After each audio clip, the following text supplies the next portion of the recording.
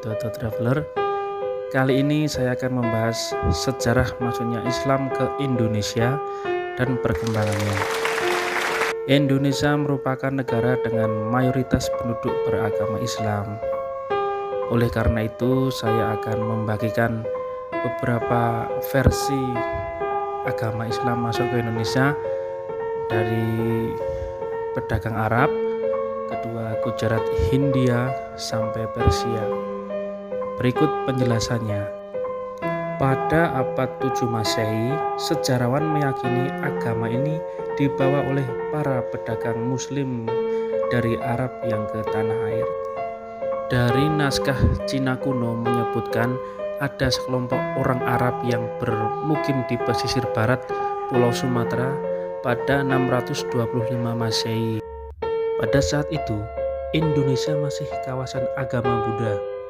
Tak disangka, terdapat batu nisan bertuliskan Syekh Rukunuddin yang telah wafat pada tahun 672 Masehi. Dari riset lain menerangkan, para pedagang Arab telah berbisnis perdagangan di Nusantara. Bahkan ada yang telah menikah dengan penduduk pribumi. Di samping itu, mereka berdagang juga menyebarkan agama Islam di Nusantara. 2. Teori Gujarat. Islam masuk ke Indonesia pada abad ke-13 yang disebarkan oleh pedagang Gujarat atau India. Awal mula pedagang Gujarat masuk ke pesisir barat Pulau Sumatera. Sumber teori ini adalah berdirinya kerajaan Islam, yaitu Kerajaan Samudra Pasai. Sebagai bukti, di wilayah ini terdapat makam Malik As-Saleh yang merupakan pendiri Kerajaan Samudra Pasai. Corak nisan ini mirip corak yang ada di India.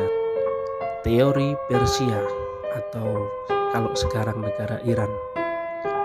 Menurut teori ini, masuknya Islam ke Nusantara pada abad ke-13 sebagai bukti masuknya agama Islam yang disebarkan oleh Persia ini adalah kesamaan ritual Tabok di Bengkulu dan Tabuik di Sumatera Barat.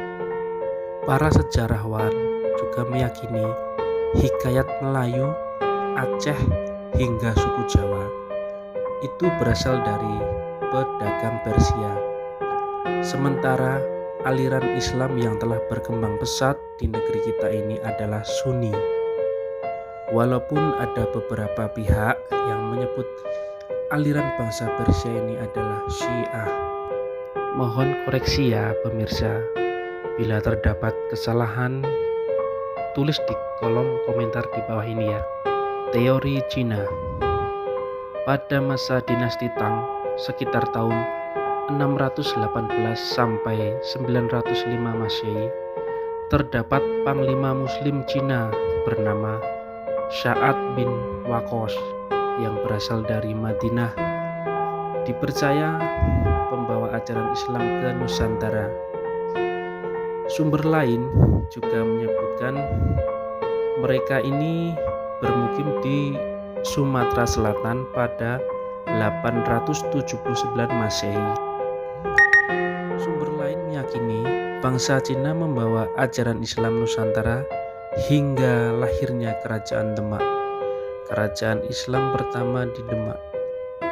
Nah, sekarang kita lanjut ke pembahasan perkembangan Islam pada masa penjajahan sampai abad ke-20. Pada abad ke-17 ini ya, ajaran agama Islam berkembang pesat di masa penjajahan kaum Belanda. Sebab para ulama mengubah pesantren sebagai markas perjuangan untuk melawan penjajah Belanda. Pada abad ke-19 ini muncul sekolah-sekolah Islam seperti 1. Adabiyah, 2. Diniyah Putri, dan Sumatera Tawalib. Berdiri juga organisasi Islam seperti Syarikat Islam atau SI yang didirikan oleh Haji Samahudi pada tahun 1905. Organisasi Islam pun semakin banyak dan meluas pada abad ke-20. Lahir pula Nahdlatul Ulama dan Muhammadiyah. Dari organisasi agama Islam ini kemudian melahirkan partai politik bernafaskan Islam, yaitu PKB atau kita sebut Partai Kebangkitan Bangsa. Terus ada PKS, kita sebut Partai Keadilan Sejahtera. Ada P3, kita sebut Partai Persatuan Pembangunan. Dan juga ada PAN, Partai Amanat Nasional. Nah, itu dia pemirsa, awal mula masuk ajaran agama Islam ke Indonesia sampai saat ini. Semoga menambah wawasan kalian. Jangan lupa ya pemirsa, dukung channel saya dengan like, komen, dan subscribe. Terima kasih.